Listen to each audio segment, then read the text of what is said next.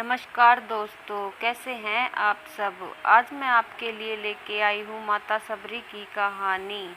तो आइए शुरू करते हैं। बात भगवान राम के जन्म से पहले की है, जब भील आदिवासी कबीले के मुखिया अज के घर बेटी पैदा हुई थी। उसका एक नाम शमणा और दूसरा नाम सबरी रखा गया। सबरी की माँ इंदुमती उसे खूब प्यार करती थी। बचपन से ही सबरी पशु पक्षियों की भाषा समझकर उनसे बातें करती और जब सबरी की माँ उसे देखती तो कुछ नहीं समझ पाती थी। कुछ समय बाद एक पंडित ने सबरी के परिवार को बताया कि वो आगे चलकर सन्यासी बन सकती है। इस बात का पता चलते ही सबरी के पिता ने उसका रिश्ता तय कर दिया। जैसे ही शादी का दिन नज़दीक आया, सबरी के घर वालों ने खूब सारी बकरियां और अन्य जानवर घर के पास लाकर बांध दिए। एक दिन सबरी की माँ जब उसके बाल बना रही थी, तब उसने माँ से पूछा, इतने सारे जानवर हमारे घर क्यों लाए गए हैं।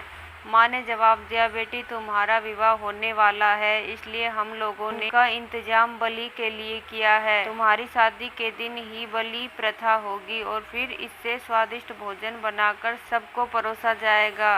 यह सब सुनकर सबरी दुखी हो गई। काफी देर तक सबरी ने उन जानवरों को आजाद करने के बारे में सोचा। सोचते सोचते सबरी के मन में हुआ कि अगर ये जानवर यहाँ नहीं होंगे तो इनकी बलि रुक सकती है। ऐसा नहीं हुआ तो मेरे घर से कहीं चले जाने पर ही यह बलि रुकेगी। जब मैं ही नहीं रहूंगी तब न विवाह होगा और न ही बलि प्रथा। इससे मासूम जानवर बच जाएंगे। इसी सोच के साथ जानवरों को रखी गई जगह पर सबरी पहुंची। उसने सोचा कि उन्हें खोल देती हूँ, लेकिन वो ऐसा नहीं कर पाई। इसके बाद सबरी जंगल की तरफ भागने लगी। भागते भागते सबरी ऋषि मुख पर्वत पर पहुंच गई। वहां करीब 10,000 ऋषि रहा करते थे। सबरी को लगा कि वो भी इसी जंगल में किसी तरह ऋषि मुनियों की सेवा करके अपना जीवन जी लेगी। वो चुपचाप उसी जंगल में एक हिस्से में किसी तरह से रहने लगी। सबरी रोजाना ऋषि मुनियों की झोपड़ी के आगे झाड़ू लगाती और हवन के लिए लकड़ियां भी लाकर रख देती। ऋषि मुनियों को समझ नहीं आ रहा था कि जंगल में उनके काम अपने आप कैसे हो रहे हैं। एक दिन सबरी को किसी ऋषि ने देख लिया। उसे देखते ही उसका परिचय पूछा। जैसे ही सबरी ने बताया कि वो भील आदिवासी परिवार से संबंध रखती है, तो उसे ऋषियों ने खूब डांट लगाई। सबरी को इस बात का बिल्कुल भी पता नहीं था कि उसकी जाति छोटी है और उसे ऋषियों द्वारा जाति की वजह से अपमान सहन करना पड़ेगा। इतना सब होने के बाद भी सबरी हर ऋषि मुनि के दरवाजे पहुंचती और उनके आंगन में झाड़ू लगाकर उनसे गुरु दीक्षा देने के लिए कहती। हर कोई सबरी को उसकी जाति की वजह से अपने आश्रम से भगा देता था। ऐसा होते होते काफी समय बीत गया। उसके बाद सबरी मतंग ऋषि की कुटिया में पहुंची। वहां पहुंचकर मतंग ऋषि को सबरी ने बताया कि वो उनसे गुरु दीक्षा लेना चाहती है। उन्होंने खुशी खुशी अपने गुरुकुल में रहने दिया और भगवान से जुड़ा ज्ञान देते रहे। सबरी ने भी अपने गुरु मतंग ऋषि की सेवा करने में कोई कसर नहीं छोड़ी। वो गुरुकुल के भी सारे काम करती थी। सबरी से खुश होकर मतंग ऋषि ने उसे बेटी मान लिया था। समय के साथ मतंग ऋषि का शरीर बूढ़ा हो गया। उन्होंने एक दिन सबरी को अपने पास बुलाया और कहा, बेटी मैं अपना देह त्यागना चाह रहा हूँ। बहुत साल हो गए इस शरीर में रहते रहते। सबरी ने दुखी मन से कहा, आपके ही सहारे मैं इस जंगल में रह पाई हूँ। आप ही चले जाएंगे तो मैं जीकर क्या करूँगी। आप अपने संग मुझे भी ले जाइए, मैं भी देह त्याग दूंगी।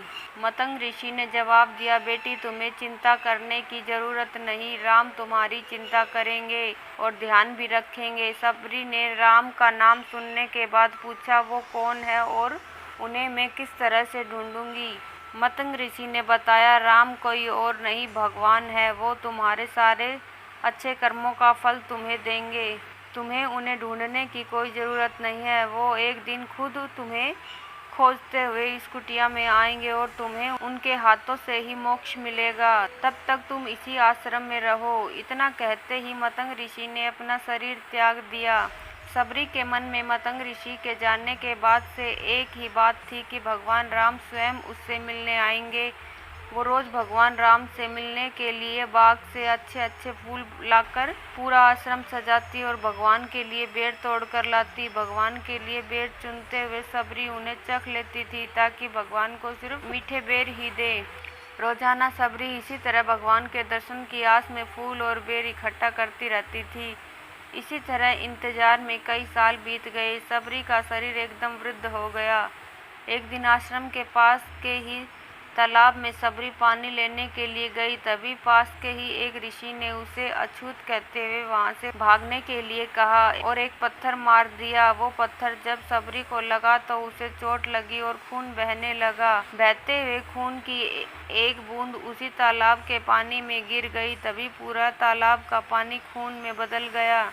ये सब होता देखकर ऋषि ने सबरी को ही डांटा और कहा कि पापिन, तुम्हारी वजह से पूरा पानी खराब हो गया। रोज ऋषि उस पानी को साफ करने के लिए अपनी कई तरह की विद्याओं का इस्तेमाल करते।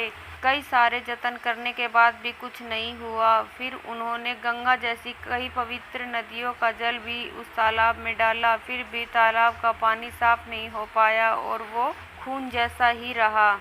कई सालों तक तालाब के पानी को साफ करने की कोशिश के बाद भी कुछ काम नहीं आया तो ऋषि ने थक कर सब कुछ छोड़ दिया। इस घटना के कई सालों के बाद भगवान राम अपनी पत्नी सीता के हरण के बाद उन्हें ढूंढते हुए उसी तालाब के पास पहुँचे। ऋषि मुनियों ने उन्हें पहचान लिया। भगवान को वहाँ देख ऋषियों ने तालाब का पानी साफ करने के लिए भगवान को अपने पैर उसमें डालने के लिए कहा, लेकिन पानी जैसे का तैसा ही था। ऋषि मुनियों ने भगवान से भी कई अन्य जतन करवाए, लेकिन वो पानी जस का तस खून जैसा ही रहा। तब भगवान ने ऋषियों से पानी के रक्त के बदलने की कहानी पूछी।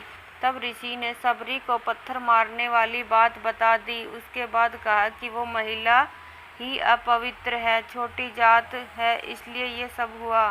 उसी वक्त भगवान राम ने कहा, ये सब आप लोगों के खराब वचनों से हुआ है। सबरी को इस तरह के शब्द बोलकर आप लोगों ने उसे नहीं बल्कि मेरे दिल को घायल किया है। इसी घायल दिल से रक्त का प्रतीक यह तालाब का लाल पानी है। आगे भगवान राम बोले, कहाँ है वो माई, मैं उनसे मिलना चाहता हूँ। तब तक सबरी उसी तालाब के पास पहुँच जाती है। इस दौरान सबरी के पैर को ठोकर लगती और कुछ धूल उस तालाब में गिर जाती है। तभी सारा पानी साफ हो जाता है।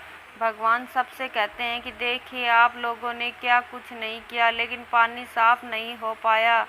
अभी सिर्फ इनके पैरों की थोड़ी सी धूल ने ही तालाब का पानी साफ कर दिया है। भगवान राम को सबरी पहचान चुकी थी। उन्हें प्रणाम करके सबरी ने कहा, भगवान आप मेरे साथ कुटिया में चलिए। भगवान भी खुशी खुशी सबरी के साथ चल पड़े। फूलों से सबरी ने भगवान राम का स्वागत किया। वो सीधे बेर तोड़ने के लिए बाग गई और चक चक कर उनके लिए बेर लेकर आई। उन्होंने बड़े ही प्यार से भगवान राम और उनके भाई लक्ष्मण को बेर दिए। भगवान राम ने भी उतने ही प्यार से उन बेरों को खाना शुरू किया। तभी बेर देखकर मुंह बनाते हुए लक्ष्मण ने कहा, भैया ये बेर झूठे हैं, इन्हें आप कैसे खा सकते हैं? भगवान ने जवाब दिया, लक्ष्मण ये झूठे नहीं बल्कि बहुत मीठे हैं। सबरी माई हम सबके लिए ये बहुत प्यार से तोड़ के लाई है। इतना कहकर भगवान राम प्यार से उन बेरों को खाने लगे। भगवान ने जाते हुए सबरी माई से कहा, आप मुझसे जो चाहे वो मांग सकती हैं। सबरी ने उन्हें कहा, मतंग ऋषि के कहने पर मैं आज तक सिर्फ आपके दर्शन करने के लिए जी रही थी। अब आप मुझे मोक्ष प्रदान कीजिए, मैं अपना शरीर आपके सामने ही त्यागूंगी। उस वक्त सबरी ने अपना शरीर त्याग दिया। भगवान राम ने अपने हाथों से उनका अंतिम संस्कार किया और सीता माँ की खोज में आगे बढ़ गए। इस तरह से ऋषि मतंग की बात सच साबित हुई और सबरी को भगवान राम के दर्शन भी हुए। तभी से भगवान राम को सबरी के राम भी कहा जाने लगा। इस कहानी से हमें यही सीख मिलती है कि सच्ची श्रद्धा हो तो भगवान के दर्शन जरूर होते हैं। जय श्री राम। दोस्तों, अगर आपको ये कहानी अच्छी लगी हो तो मेरी वीडियो को लाइक करें और मेरे चैनल को सब्सक्राइब कर लें ताकि आपको अगली वीडियो की नोटिफिकेशन मिल जाए। धन्यवाद दोस्तों।